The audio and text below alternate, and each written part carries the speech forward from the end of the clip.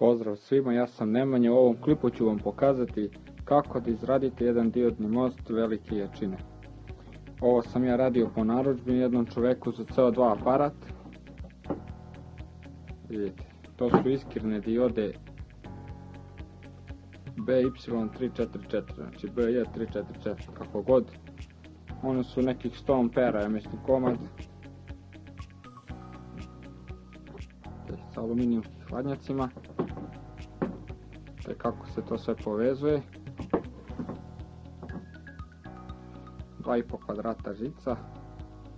Ili ova, da, 2,5 ja mislim. Evo, pozitivan kraj izvoda, negativan kraj izvoda. I ovamo dovodimo na izmenični kraj. Ovo je za monofazni transformator. Vidite kako sve to izgleda.